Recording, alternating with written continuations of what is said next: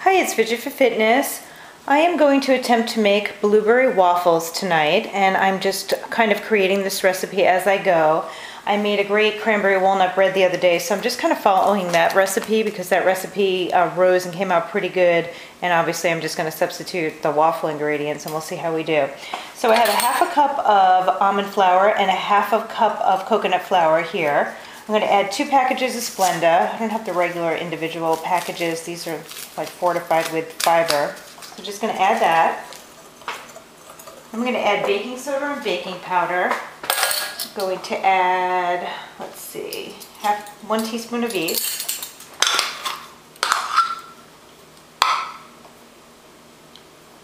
Baking soda, baking powder. And I have the pan heating up, so hopefully this will come out as good as the bread did. I'm going to stir that together. I'm going to add a little salt. And I think I'm going to add just a little bit of cinnamon and nutmeg. Not that much because I don't want that to be the dominant flavor. But maybe just about half a teaspoon of cinnamon and a pinch of nutmeg. Maybe about 1/4 of a teaspoon. So I'm just going to mix that together. Wow, the cinnamon flavor is really strong. Then I am going to basically beat these 4 eggs, and I'm going to add the grapeseed oil and melted butter to this.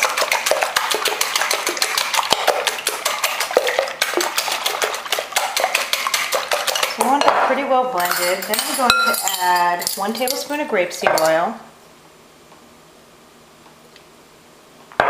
and 3 tablespoons of melted butter.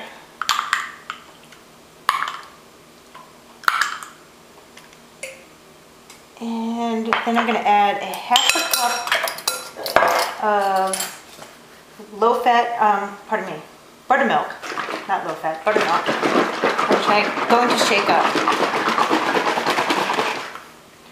So I'm going to add half a cup of buttermilk.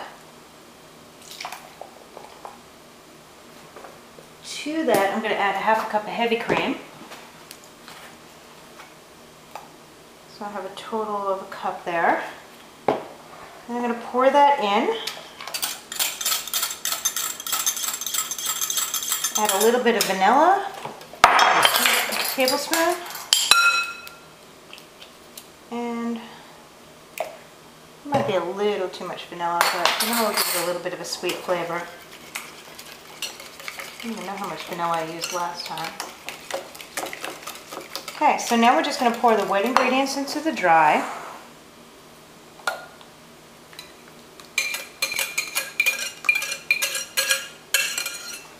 Stir it with a wooden spoon. And then I'm just going to fold in the blueberries. I also have blackberries and raspberries, so I might even split this batter and just try it with a couple of different fruits. I'm going to use the whisk and just get some of these lumps out.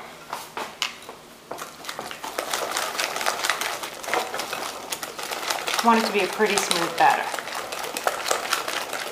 So whisk is the way to go. Now I'm just going to fold in the blueberries. I have a half a cup here, so I think that should be good, but we'll see.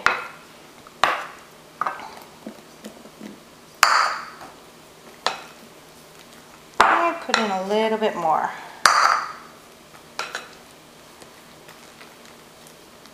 Actually, that looks pretty good. I have a few more over here, so I think I'm going to add just a few more that are clean. And then I'm just going to spray the waffle iron with Pam. It's been heating up for a while, so I might let it sit for a second. Then I'm going to spoon this on and see how it rises.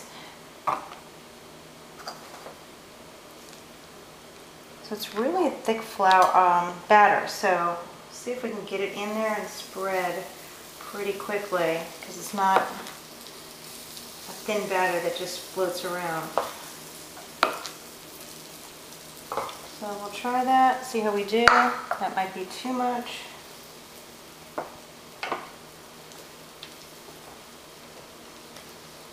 Alright, we're going to give it a shot. I'll let you know what it looks like.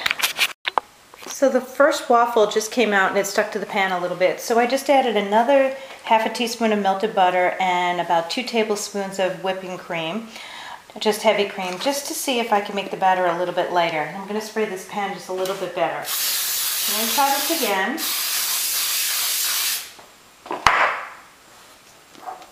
And see if this batter, a little bit thinner, might work a little bit better. I'll spread it all across and see how it comes out.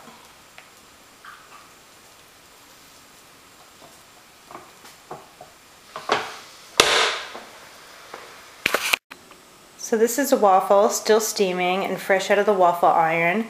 It is coconut flour, almond flour, and blueberries. So I am just going to add a little bit of butter and some sugar-free maple syrup. And hopefully it won't be too hot to taste.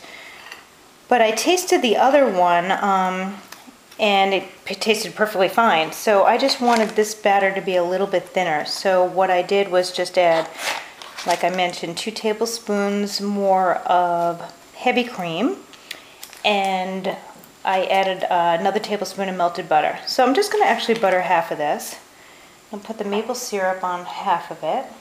I don't like a lot of maple syrup. I don't like it soggy.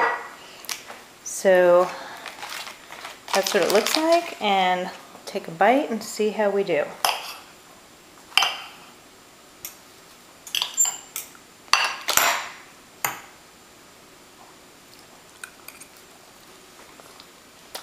Really good. It rose and it's light and fluffy. The fruit sweetens it. And it's you know, perfect waffle. So that's it with a bite taken out.